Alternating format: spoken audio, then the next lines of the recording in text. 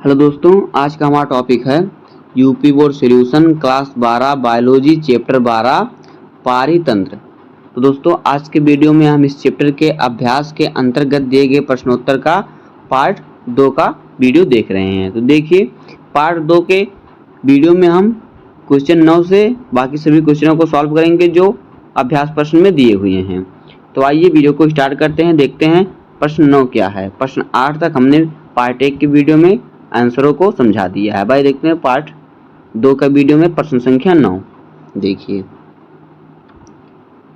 प्रश्न 9 क्या कह रहा है कि पारिस्थितिकी पिरामिड को परिभाषित कीजिए तथा जैव मात्रा या जैव भार तथा संख्या के पिरामिडों की उदाहरण सहित व्याख्या कीजिए। देखिए यह क्वेश्चन 2014, 15, 16 में और 17 में पूछा गया था। तो देखिए उत्तर हमारा, देखिए इसका क्या हो जाएगा, पारिस्थितिक पिरामिड। तो देखिए पारितंत्र में खाद्य श्रृंखला के विभिन्न पोषक स्तरों में जीवधारियों के संबंधों को रेखीय चित्रण पारिस्थितिक पिरामिड कहलाता है। जो पारितंत्र में खाद्य श्रृंखला होता है उसके विभिन्न पोषक स्तर के जो जीवधारी से संबंध होता है उसके रेखीय चित्र को कहते हैं पारिस्थितिक पिरामिड कहते हैं। पिरामिड पारितंत्र में जीव की संख्या, जीव भार, जीव ऊर्जा को प्रदर्शित करते हैं। इनका सर्वप्रथम प्रदर्शन एल्टन ने 1927 ईस्वी में किया था। इनमें सबसे नीचे का पोषी स्तर उत्पादक का होता है तथा सबसे ऊपर का पोषी स्तर सर्वोच्च उपभोक्ता का होता है। नंबर 1 देखिए, जीव भार पिरामिड क्या है। जीव भार का पिरामिड जीव के ताजे अथवा शुष्क भार के रूप में प्रत्येक पोषी स्तर को मापा जाता है।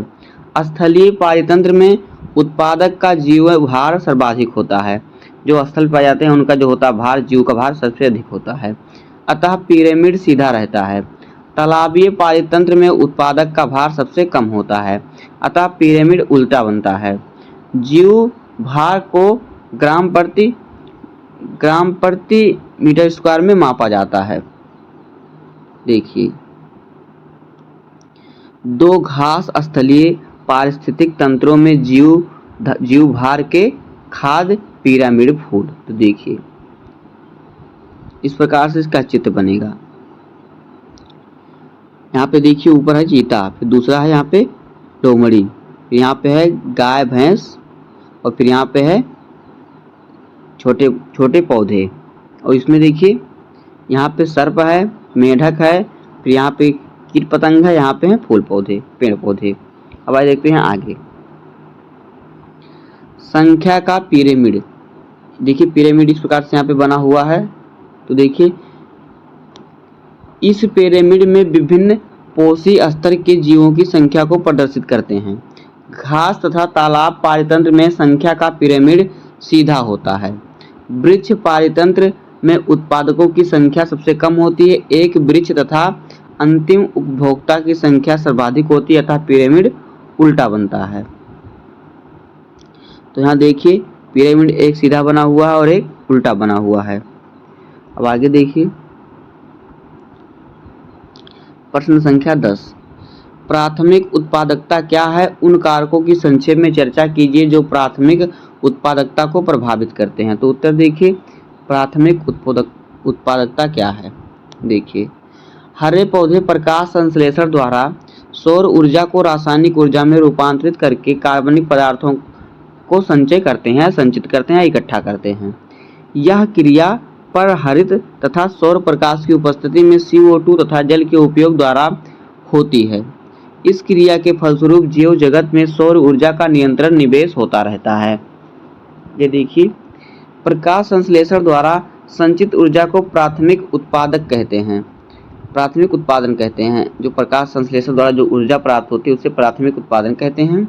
एक निश्चित अवधि में प्रति इकाई क्षेत्र में उत्पादित जीव या कार्बनिक पदार्थ की मात्रा को भार कहते हैं, जो ग्राम प्रति मीटर स्क्वायर या ऊर्जा के रूप में अभिव्यक्त करते हैं।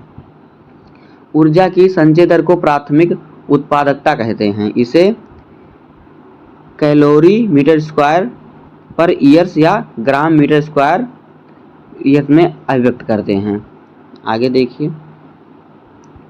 प्रकाश संश्लेषण की क्रिया में हरे पौधे द्वारा कार्बनिक पदार्थों में स्थिर सौर ऊर्जा की कुल मात्रा को सकल प्राथमिक उत्पादक कहते हैं। आगे देखिए, अगला हेडिंग हमारा क्या है, प्राथमिक उत्पादकता को प्रभावित करने वाले कारक। तो देखिए, प्राथमिक उत्पादकता एक सुनिश्चित क्षेत्र में पादप प्रजातियों की प्रकृति पर निर्भर करती है।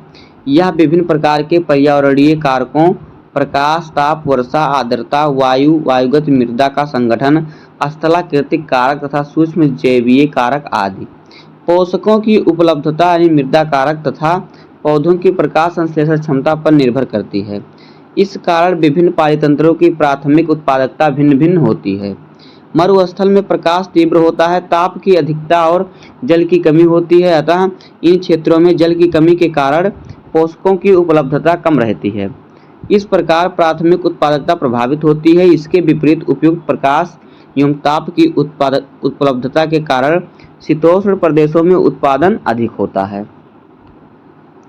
आगे देखिए, प्रश्न संख्या 11, अपघटन की परिभाषा दीजिए तथा अपघटन की प्रक्रिया एवं उसके उत्पादों की व्याख्या कीजिए। तो देखिए, अपघटन हमारा हेडिंग है अपघटन, डिकम्पोजिशन। तो देखिए, अपघटकों जैसे कि जीवाणु, कवक आदि द्वारा जटिल कार्बनिक पदार्थों को सरल अकार्बनिक पदार्थों जैसे कार्बन डाइऑक्साइड, जल एवं पोषक तत्वों में विघटित करने की प्रक्रिया को अपघटन कहते हैं।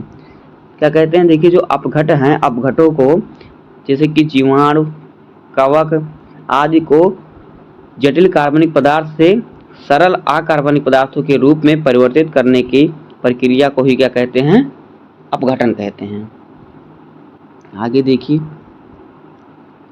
पादपों के मृत अवशेष जैसे कि पत्तियां, छाल, फूल तथा जंतुओं के मृत अवशेष, मल मूत्र आदि अपरद, इसे क्या कहते हैं, अपरद कहते हैं। अपघटन की प्रक्रिया के महत्वपूर्ण चरण खंडन, निछालन, अपचयन, ह्यूमस निर्माण तथा पोषक तत्वों का मुक्त होना है। केंचुए आदि को अपरदाहरी कहते हैं। ये अपरदे को छोटे छोटे खंडों में खंडित करते हैं। इस प्रक्रिया को खंडन कहते हैं। निछालन प्रक्रिया में जल में घुलनशील अकार्बनिक पोषक मृदा में प्रवेश कर जाते हैं। शेष पदार्थ का अपचय जीवाणु तथा कवक द्वारा होता है। ह्यूमस निर्माण के फलस्वरूप गहरे भूरे काले रंग का भुरभुरा पदार्थ ह्यूमस बनाता है। खनिजीकरण के फलस्वरूप ह्यूमस से पोषक तत्व मुक्त हो जाते हैं। गर्भ तथा आर्द्र वातावरण में अपघटन प्रक्रिया तीव्र हो जाती है। प्रश्न संख्या 12 देखिए, क्या कह रहा है कि एक पारिस्थितिक तंत्र में ऊर्जा प्रवाह का वर्णन कीजिए। तो देखिए, पारितंत्र में ऊर्जा प्रवाह हेडिंग है हमारा। पारितंत्र को ऊर्जा मुख्य रूप से सौर ऊर्जा के रूप में प्राप्त होती है और सौर का उपयोग हरे पादप ही कर सकते हैं।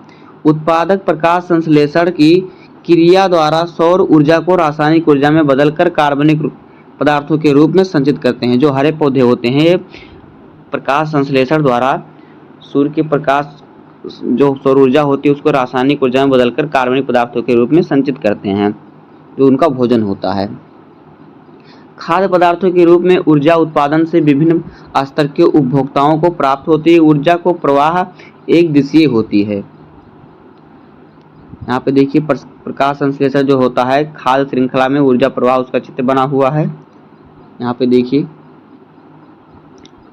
तो आगे देखते हैं, इसमें देखिए, प्रत्येक खाद्य स्तर पर उपलब्ध ऊर्जा का 90% जीवधारी की जैविक क्रियाओं में खर्च हो जाता है। केवल 10% संचित ऊर्जा ही अगले खाद्य स्तर को हस्तांतरित होती है। हस्तांतरण के समय कुछ ऊर्जा का ह्रास होता है। इस प्रकार एक खाद्य स्तर से दूसरे खाद्य स्तर में केवल 10% ऊर्जा हस्तांतरित होती है। अब देखिए उदाहरण,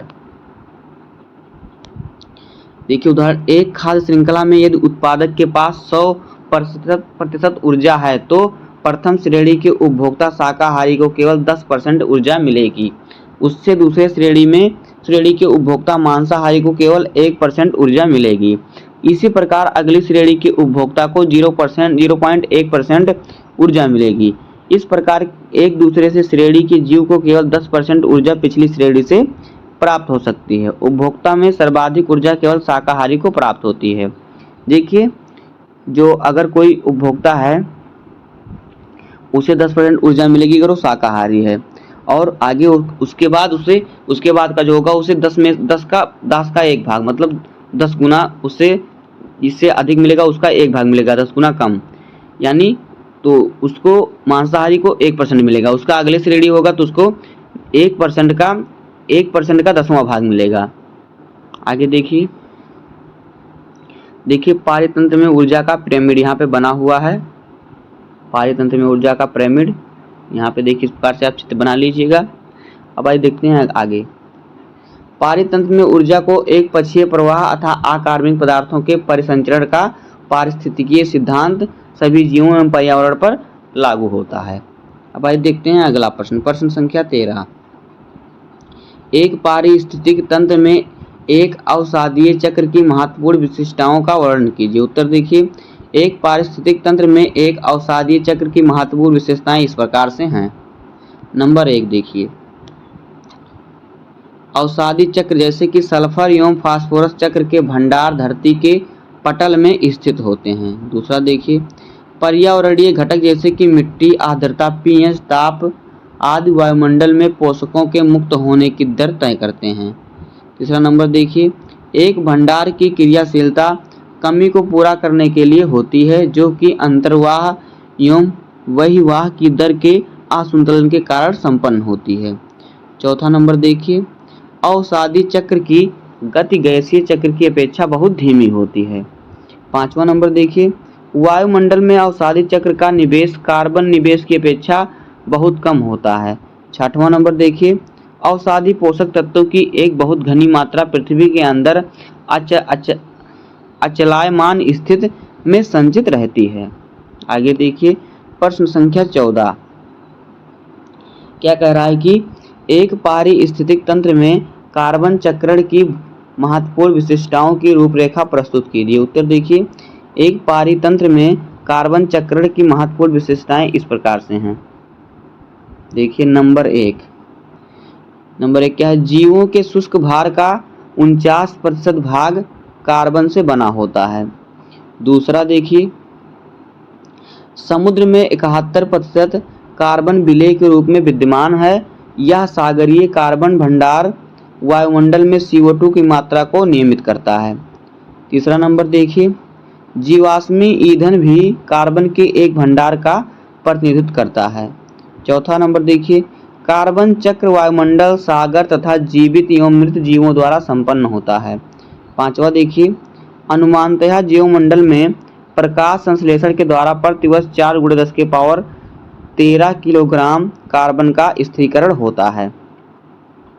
आगे देखिए, एक महत्वपूर्ण कार्बन की मात्रा CO2 के रूप में उत्पादकों एवं उपभोक्ताओं की श्वसन क्रिया के माध्यम से वायुमंडल में वापसी आती है। भूमि एवं सागरों में कचरा सामग्री एवं मृत कार्बनिक सामग्री के अपघटन की प्रक्रिया द्वारा भी CO2 की काफी मात्रा अपघटनों द्वारा छोड़ी जाती है। यौगिकीकृत कार्बन की कुछ मात्राएं अवसादों में नष्ट होती हैं और संचरण द्वारा निकाली जाती हैं। लकड़ी के जलाने, जंगली आग एवं जीवाश्मी ईंधन के जलने के कारण कार्बनिक सामग्री, ज्वालामुखी क्रिया आदि अतिरिक्त स्रोतों द्वारा वायुमंडल में CO2 की मुक्ति किया जाता है। तो दोस्तों इस प्रकार से हो जाएगा अभ्यास के अंतर्गत दिए गए प्रश्नोत्तर का पार्ट 2 का वीडियो। उम्मीद है कि आपको वीडियो पसंद आया होगा। अगर आपको वीडियो पसंद आया हो तो वीडियो को लाइक कर दीजिएगा, चैनल पर नए सब्सक्राइब कर दीजिए। मिलते हैं किसी नेक्स्ट वीडियो में, तब तक के लिए धन्यवाद। जय हिंद।